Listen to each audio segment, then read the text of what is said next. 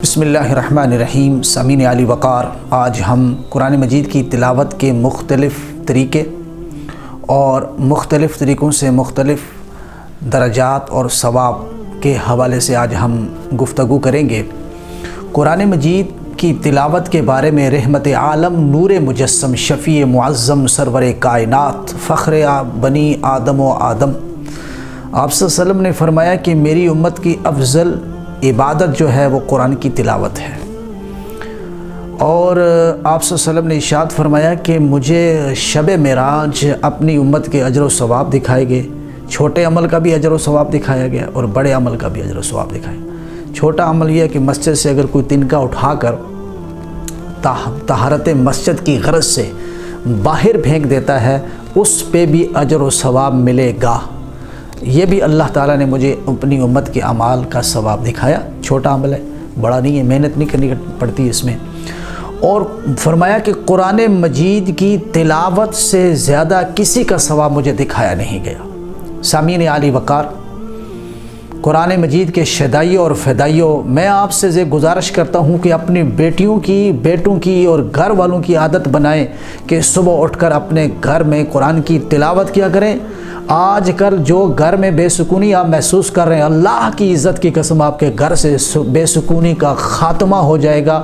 آپ کا گھر جو ہے سکون کا محل بن جائے گا، سکون کا مرکز بن جائے گا۔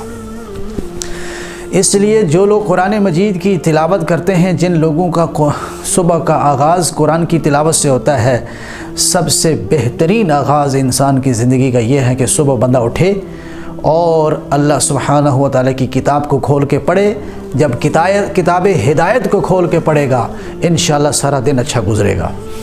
امام غزالی رحمۃ اللہ تعالیٰ لکھتے ہیں کہ قرآن مجید کی تلاوت کا سب سے زیادہ ثواب جس حالت میں ہے وہ کھڑے ہو کر، جو لوگ کھڑے ہو کر قرآن مجید کی تلاوت کرتے ہیں۔ مولا علی شیر خدا رضی اللہ تعالیٰ عنہ آپ فرماتے ہیں کہ جو کھڑے ہو کر حالت قیام میں قرآن پڑھتا ہے ہاتھ باندھ کر، اللہ تعالیٰ اس کو حالت قیام میں تلاوت کا ثواب جو ہے 100 نیکیاں عطا فرماتا ہے، اور جو بیٹھ کر پڑھتا ہے اس کو 50 نیکیاں ملتی ہیں، اور جو بندہ باوضو جو ہے نماز کے بعد پڑھتا ہے اسے 25 نیکیاں ملتی ہیں، اور جو بغیر وضو کے قرآن مجید کو پڑھتا ہے، کیونکہ بغیر وضو کے تو ہاتھ تو نہیں لگا سکتا، زبانی پڑھتا ہے، اس کو صرف 10 نیکیاں ملتی ہیں۔ تو حضرات گرامی، قرآن مجید جو ہے یہ نیکیوں کی بہار ہے۔ اگر تم یہ چاہتے ہو کہ قیامت والے دن تمہارے نامہ اعمال میں زیادہ سے زیادہ نیکیاں جو ہوں، تو اس کا سب سے بہترین طریقہ ہے کہ آپ کی قرآن مجید کی تلاوت کثرت سے کرو اور اس کی تلاوت کی عادت بناؤ۔ شاہ ولی اللہ رحمۃ اللہ تعالیٰ نے تلاوت کے درجات بیان فرمائے۔ اگر کسی شخص کے پاس خوب ٹائم ہے، زیادہ ٹائم ہے، تو وہ کم از کم 200 آیات روزانہ پڑھے، اور اس کے دوسرا درجہ انہوں نے 100 آیات لکھا ہے۔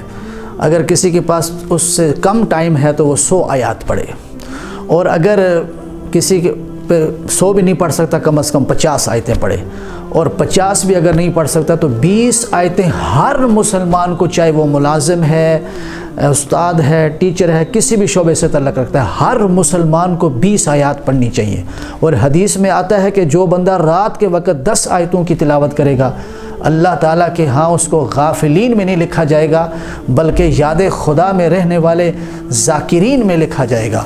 اللہ تبارک و تعالیٰ سے دعا ہے ہمیں حب قرآن عطا فرمائے، اور اللہ تعالیٰ کے کسی پسندیدہ بندے کو اگر آپ نے دیکھنا ہو تو جو قرآن کی تلاوت کثرت سے کرتا ہے وہ اللہ کا پسندیدہ بندہ ہے۔ اللہ کی محبت کی ایک ہی نشانی ہے حب قرآن۔ جس کے دل میں حب قرآن ہوگا، سمجھ لیں کہ وہ اللہ کا پسندیدہ اور محبوب ترین بندہ، اس سے محبت بھی کرو، اس سے دعا بھی کرو، کیونکہ اس کی دعا زیادہ قبول ہوتی ہے۔ کیونکہ حدیث میں اللہ نے وعدہ فرمایا ہے نبی پاک کی زبان سے کہ میں مانگنے والوں کو سے بھی زیادہ دوں گا قرآن پاک کی تلاوت کرنے والے کو۔ اللہ تعالیٰ ہم سب کے دلوں میں حب قرآن ڈالے، ہمارے بچوں کو گانوں سے نجات دے کر قرآن پاک کی تلاوت سننے اور پڑھنے کی، کرنے کی توفیق عطا فرمائے۔ میرا مقصد ایک ہی ہے کہ اس امت کے اندر قرآن مجید کی تلاوت کو عام رواج دینا۔ وما توفیقی الا باللہ۔